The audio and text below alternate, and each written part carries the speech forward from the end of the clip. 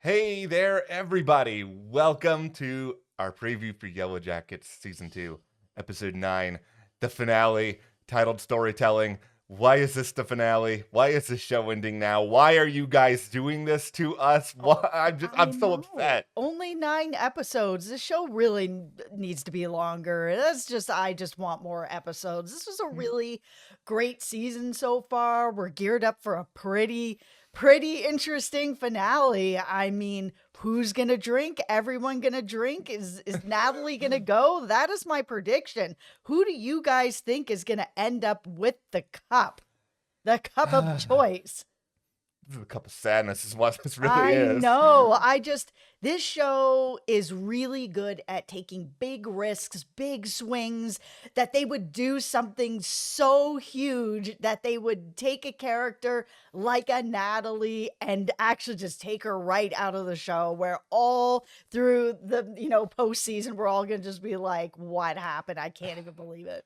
Okay, so here's what's gonna go down in this video. Jess and I have watched the preview for episode 9. Yep. We've conjured up some theories as to what could be happening based on that. So buckle up, get your tinfoil hats at the ready, hit that subscribe button because we also have a review of Mhm. episode 8 that is up, and we go through everything the past and the present that transpired there. And of course, we have so much coverage coming on this finale, and we don't want you to miss any of that. Okay, so the biggest part of the preview that stuck out to me was Natalie saying you don't belong in this place as a teen. So who is she talking to? I feel like there's only a couple of people, and I mean, we know that Ben right now is underground under this tree. It feels like Ben would be the logical choice. But if he's staying under there, let's say there's resources or something, and he's like, you know what? I don't want to go back there. Things are getting really out of hand. I can live here until, we're rescued, whatever it is. If it's not Ben, and I feel like it probably could be, I think it could be Travis. This is a good debate because I immediately thought of Ben. Ben is just the person, like you said, who it makes He the didn't eat. it just makes the most sense. He didn't eat. He's been detached from most of the Yellowjackets for a long time. Yes. Natalie, she doesn't know everything when it comes to Misty and Misty Mm-mm. talking down coach and like No. all of that. But, we know that Natalie seemingly at least knows that there is some location out there that Javi wanted to bring her to. And it's Hmm. theoretically possible she discovers it. She sees Coach Yeah. there and he sort of gives her his explanation. And then she's just sort of like, you really don't belong in this place. And that's where, I get crazy and I think that she's going to kill Ben in this place because she'll now know where that place is, right? So now we have somebody who knows that that's out there. The only purpose Coach has at this point is that he's at the spot that nobody else actually knows about location wise. Yeah. I mean, I don't think that Natalie's gonna kill him, but I think that there might be another accident that maybe the wilderness is gonna choose Ben and that's what's gonna end up happening. After everything that's happened and they have Javi right now as a probable meal, Yeah, and there's no real reason for her to kill Ben. I just, you know what, Coach Ben, I hope that you are alive in the present and that you can come and find us and like wag your finger Oh, in I our know. faces. You can wag it in my face anyway because I have tried to kill you off at least 4 times over the course of this season already, and it's just like, yeah, you kind of suck because you didn't help Shauna when she was giving birth and you were the only adult there, but you're still an interesting character. I promise I don't actually want you to die. I think he is going to die. I just don't think that. I think it's probably going to end up being this type of situation where we saw that he was ready to do it himself. He got talked down. Now he's found this potential, bit of help. It looks like it's a bit of a shelter. It looks like there was bones there. There could be potential food there. There could be other people there. There could be help there. That wouldn't it be ironic if that's the time that an accident happens? I think it's very well possible. I think whatever is in this cave, I have mentioned in the review, I think there's somebody else out there. You can call them the Woodman, you can call them whatever you want, and that's going to be sort of the kickoff to what we're going to see in season 3, because there has to be a reason why Javi didn't want to talk before he died.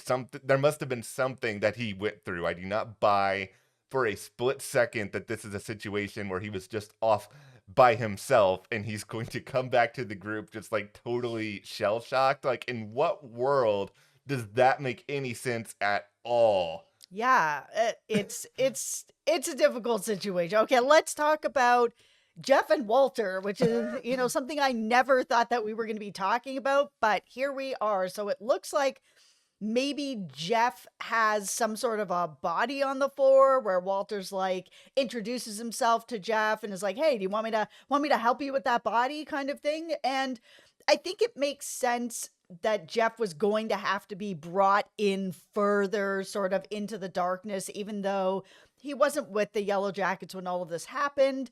But we saw in this last episode where he was having nightmares that, trying to balance this, like, I want to support my wife and I want to keep my family, uplifted as much as I possibly can through all of this stuff. But he doesn't have an intimate understanding of what is going on and what it feels like to actually be in that darkness. Now we've seen in the preview, he's on the floor with a body where Walter's like, "Hey, do you want me to help you?" If he killed this person or this person sort of died on his watch, he's starting to move into that darkness. And I think to keep the Jeff character around, they were going to have to kind of move him in so he had more of an intimate understanding of what Sean is going through. And he can never understand completely, Yeah. but this kind of gives him a doorway into really looking at what is going on. Also, who is it that's on the floor? It's clearly, to me, it's not somebody who Jeff cares about all that much. Like, he doesn't seem like that, like, emotionally shaken up by it. So clearly this is somebody who he wanted to get rid of for a very particular reason. He is not sobbing to himself here. No, could it be Jay or Kevin? Those are kind of the biggest suspects that I would think would be out there. We watched in this last episode Walter send an email to the police to say, "I have information." Is that because he's trying to draw them out to help save Misty and Jeff gets somehow involved and this is how they end up meeting? I think it's one of them or both of them. This is where I think things get complicated to me. It's probably one of the cops. I don't think anybody's going to be altogether just like devastated to lose one of those characters. I mean, I don't necessarily understand the logic of you're under investigation, so you take out some of the people who are investigating you and you think all of a sudden it's all fine now, like nobody else is going to come in and do an investigation. Well, that's why I think it's probably an accident. Jeff doesn't come across as a, do or die kind of guy at this point. And I think he has been pretty logical through this. Okay, Walter, my guy, I do not like the cut of your jib in this moment here. Because this is the thing with Walter. He's just trying to help. No. No. See, this is what he might have that part of him, but he is an opportunist. Like, he lives in a gigantic mansion that he got as a result of a suit. Like, we heard a little bit of that backstory with Misty. And it turned out to be true. He doesn't have an actual job. We've talked a little bit in these videos before, and I've even said that I think he has some sort of connection to a yellow jacket that was out there. And I still believe that to be true, but I think even sort of separate from that, he is somebody who uses sort of like his meek and awkward personality as sort of a front. I think if he's going to help Jeff, I think he's going to get something over on Jeff, and that's something that he is going to want some sort of payment for. I'm not just saying financially. I mean, he's got a lot of money. He does.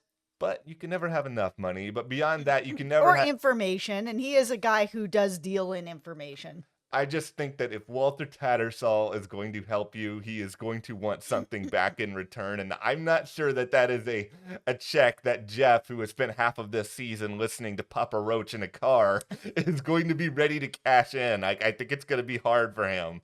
Okay, let's talk again a little bit about the past. We saw Misty having this conversation where she was kind of like, we saw them bringing Javi back, and we can all assume that Javi's going to end up being a meal. Yeah. I think one of the biggest moments that's going to come out of this episode is Travis having to reconcile whether or not he's going to eat or not. I mean, this is his brother. He's going to be starving. I mean, we saw this with Shauna and Jackie and sort of what difficulty was going on there for her. But there was an interesting bit there where Misty was it looked like she was talking to Lottie and basically being like, you started this, don't go back and start making everybody feel guilty. And to Misty, I kind of have to remind her that Shauna, to me, is the person who actually started it.